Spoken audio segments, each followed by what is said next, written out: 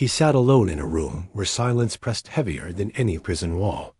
Curtains drawn, a faint light from the street flickered through the window, illuminating the outline of a man who once ruled boardrooms as if they were kingdoms. His name was whispered with awe, with envy, with respect. Now it was spoken with suspicion, contempt, or worse, forgotten altogether. Carlos Ghosn leaned back, his eyes tracing the cracks in the ceiling, the same way his mind retraced the cracks in his life. He thought of the empire he built, the admiration he commanded, the masks he wore. And he thought of the fall swift, brutal, and merciless. A fall that left him stranded, both everywhere and nowhere, exiled in shadows of his own making. Power, once a cloak of invincibility, now felt like a curse. Wealth, once a shield, became a prison. And glory had turned to ash on his tongue. But this story cannot begin here, in the dark silence of an anonymous room. To understand the fall, one must witness the rise. To feel the sting of betrayal, one must first taste the sweetness of ambition fulfilled. Carlos had known hunger before he knew indulgence. He had known the sting of rejection before the intoxication of applause. He was born far from the skyscrapers and glass towers that would one day bear his signature influence. Raised between continents, split between Lebanon and Brazil, he carried with him the unease of displacement, the restlessness of a boy who never fully belonged. His mother whispered dreams into his ears, dreams of education, of greatness, of leaving a mark. His father carried his own shadows, entangled in stories that Carlos rarely spoke of. From an early age, he understood that the world could be unstable, cruel, and unforgiving. And so he developed armor, not on his skin, but in his mind. Discipline, ambition, a refusal to remain small. Paris gave him the tools. Education gave him the language of power. And soon, Carlos Ghosn began his march, not with armies, but with strategies. Not with weapons, but with numbers and vision. He could walk into a failing operation and see paths others were blind to. He was young, sharp, hungry, the kind of hunger that turns failures into stepping stones. In Michelin, he began to sculpt his reputation. A man of efficiency, a man who would cut through chaos with the precision of a surgeon. His leadership was not warm, not tender. It was sharp, demanding, merciless at times, but it worked. Results spoke louder than compassion. Promotions followed. Soon, he was at the center of negotiations, the man executives both feared and relied on. But it was in Nissan that his myth was born. Japan, a land of discipline, a land of silence, found itself at the mercy of a struggling giant. Nissan was crumbling under debt, its reputation fading, its future uncertain. Enter Ghosn. He arrived not as a savior in their eyes, but as a foreigner, an outsider, a risk. Yet he carried with him a promise, resurrection. The plan he drew was ruthless. Plants closed, jobs cut, old traditions swept aside. And as critics sharpened their knives, results began to emerge. Numbers turned green. Markets shifted. Investors applauded. And the Japanese press, once skeptical, began calling him something rare, something powerful, the man who saved Nissan. They even crafted cartoons of him, transforming his sharp features into a superhero. It was intoxicating. A foreigner had achieved what many deemed impossible. And Carlos, though always careful with words, knew he had become larger than life. He was not merely running a company. He was running an empire. Renault in France, Nissan in Japan, two worlds, two cultures, bound together under his vision. He was the bridge, the symbol of globalization, the orchestrator of alliances. On stages across the world, his words resonated. He spoke of future, of innovation, of electric cars long before they were fashionable. His voice carried the weight of inevitability. When Carlos Ghosn spoke, people listened. But in the quiet corners of his mind, ambition whispered. Saving Nissan was not enough. Running Renault was not enough. 2 thrones were not enough. He dreamt of merging them fully, creating a colossus that would rival Toyota, Volkswagen, General Motors. He envisioned a world where his empire stood untouchable, and he, the man who commanded it all, would be remembered as one of the greatest industrial leaders of his century. And yet, ambition has a cost. For every step higher, the ground beneath becomes more fragile. Allies become wary. Friends become rivals. Cultures clash. Boards whisper. Journalists dig. He had risen so far, so fast, that even his victories cast shadows. His leadership style, once praised, was now feared. His compensation packages, astronomical in scale, became subjects of outrage. In France, the press painted him as a symbol of greed. In Japan, some whispered that his power was too absolute, his influence too foreign. And while he dreamed of mergers, others dreamed of his downfall. But Carlos was not a man who believed in vulnerability. He wore his confidence like armor, his charisma like a weapon.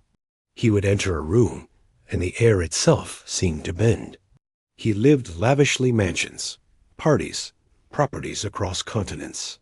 To him, it was not indulgence. It was proof. Proof that he had risen above the boy who once felt displaced. Proof that he was untouchable. Until the morning he was not. Tokyo, November. The air sharp with winter's edge. Carlos Ghosn arrived, as he always did, expecting another day of dominance. Another schedule filled with meetings and decisions that shaped industries.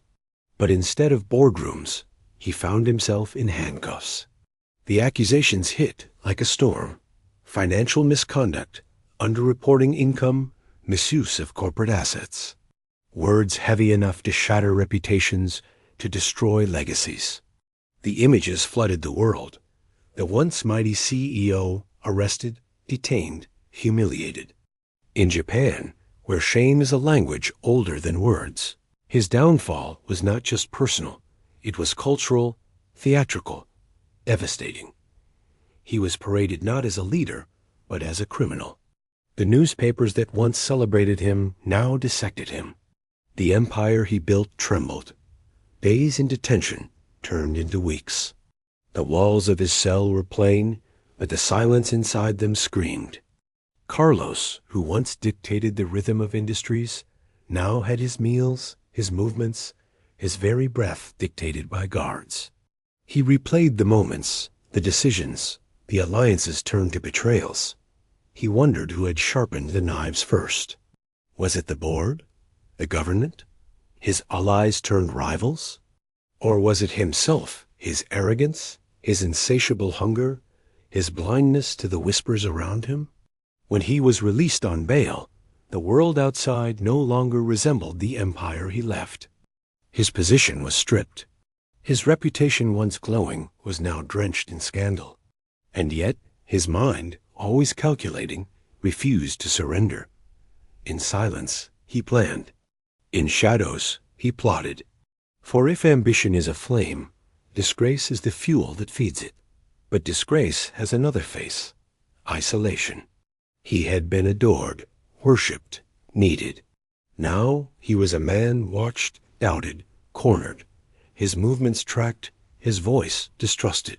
His family, too, bore the weight of his fall. And Carlos began to realize that exile was not merely geographical. It was emotional, spiritual. And still, he refused to accept defeat. The boy who once refused to remain small was now the man who refused to remain caged. And so, he made a decision that would sound more like fiction than fact: escape. The world would soon be stunned by headlines, by the audacity of a man who refused to let nations dictate his fate. But before that escape, there was the silence, the long, suffocating silence, where Carlos Ghosn sat in the twilight of his empire, trying to understand whether he was the victim of betrayal, or simply the architect of his own ruin. The night was quiet. too quiet for the storm raging in his chest. Carlos sat in his small Tokyo apartment, his bail conditions suffocating him more than the cell walls ever had. Cameras followed his every step, reporters lingered outside, and whispers echoed through corridors he could no longer enter.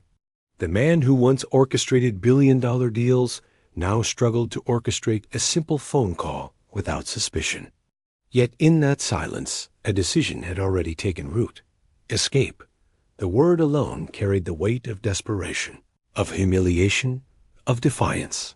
To some, it would be cowardice. To others, cunning. To Carlos, it was survival. He had lived too long commanding destinies, dictating futures. To submit now, to be judged in a court where he felt the verdict had already been written, was unthinkable. And so the plan was born. Whispered in shadows, arranged in secrecy, choreographed like one of his corporate restructurings. Only this time, the stakes were not financial, but existential. A music case, large enough to hide a man. A private jet, ready to take flight without the world knowing. A journey that sounded impossible, even ridiculous, until it became fact. On December 29, 2019, Carlos disappeared. Cameras waited outside his Tokyo home, but he never emerged. The nation watched, but they saw nothing. And then, hours later, headlines screamed across the globe. Carlos Ghosn has escaped Japan. The man they thought cornered had vanished into air. The details read like fiction. Hidden inside a box, smuggled past security, flown across borders, and reappearing in Lebanon beyond the reach of Japanese law. For some, it was genius. For others, the ultimate insult. For Carlos, it was freedom, but a freedom painted in shadows. He had escaped the cell, but not the sentence of disgrace. In Beirut, cameras once again pointed toward him. He stood before them, no longer the celebrated executive, but the fugitive. His voice, once carried in applause, now trembled between anger and justification. He declared his innocence, claimed conspiracy, painted himself the victim of a plot to strip him of power. His words were sharp, his defiance intact. But the applause was gone. The aura of invincibility was shattered. There is something cruel about exile. It gives you safety, but denies you belonging. Lebanon welcomed him, yes, but it was not Paris. It was not Tokyo. It was not the boardrooms where he once ruled like a monarch. He was free, but bound, alive, but diminished. A man who had fled, but who could not return. The empire had vanished. Renault and Nissan moved on. Leaders replaced him. The alliance fractured. The very empire he had tried to immortalize now functioned without him. Perhaps weaker, perhaps freer, but undeniably changed. His mansions, his celebrations, his applause all stripped away. He had dreamed of legacy, yet found himself remembered for escape. He had dreamed of empire, yet found himself confined to exile. And in exile, silence grew louder. Days passed, then weeks, then years. The headlines faded, replaced by other scandals, other leaders rising and falling. And Carlos remained, a man whose life had become a story retold in whispers, documentaries, articles, and debates. Was he a visionary betrayed by jealous rivals, or a titan consumed by greed? Was he a victim of cultural politics, or simply the inevitable casualty of unchecked ambition? The world could not agree. And perhaps Carlos himself, in the solitude of Beirut nights, could not either. There are nights when he paces his room, replaying the triumphs. The day he first entered Nissan headquarters as the man who would save them. The press conferences, the smiles, the thunderous applause. The flash of cameras when investors praised him, when employees celebrated him as their hero. He remembers it with pride, with longing, with disbelief that it ever belonged to him. And then there are other nights. Nights when he remembers the cold walls of detention, the silence of betrayal. the humiliation of headlines painting him as nothing more than another greedy executive. He remembers the moment the handcuffs clicked shut, the way the guards looked at him, not as Carlos Ghosn, the savior of companies, but as just another prisoner. He remembers it because it pierced deeper than any accusation. What is power when it can vanish in a single morning? What is glory when it can be rewritten as scandal overnight? And what is legacy when the world remembers not what you built, but how you fell?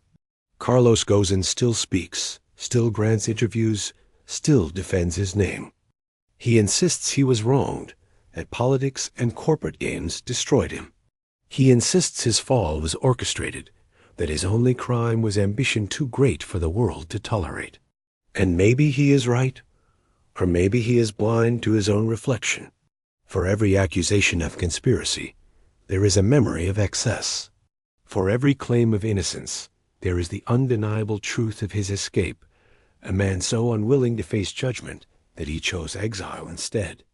And yet, perhaps exile itself is the cruelest punishment. Not prison, but absence. Not conviction, but silence. The boy who once refused to remain small grew into the man who refused to remain caged, but now he is a man who cannot return. His empire gone, his name tarnished, his legacy fractured. When the world speaks of him now, it is with hesitation. His story is not a celebration. It is a warning. A tale of ambition that soared too high, of power that became too absolute, of a fall that arrived not as a whisper, but as a storm. And Carlos, sitting in Beirut, gazes into the night. He tells himself he is misunderstood, that history will vindicate him. But history, indifferent and merciless, rarely rewrites its verdicts. Perhaps the cruelest truth of all is this: Carlos Ghosn did not lose everything in a single moment. He lost it piece by piece, first trust, then allies, then reputation, then freedom. His fall was not a collapse. It was a slow unraveling, disguised for years by power and wealth, until the curtain was finally ripped away. And now he remains. Not in boardrooms, not on stages, not in headlines, but in silence. A man who once commanded empires, now reduced to memories of them. A man who once sought to control destiny, now captive to the one thing he cannot negotiate, cannot restructure, cannot escape: time. Time, which will carry his story long after the lights fade. Time, which will leave his name suspended between admiration and infamy. Time, which will ensure that Carlos Ghosn, for all his brilliance and all his flaws, will be remembered not only as the man who saved companies, but also as the man who could not save himself. And in the end, perhaps that is the final cost of ambition: to rise high enough to touch the sky, only to discover that the higher you climb, the lonelier the fall becomes. The boy who refused to remain small became the man who could not remain whole. And the silence of exile is all that remains.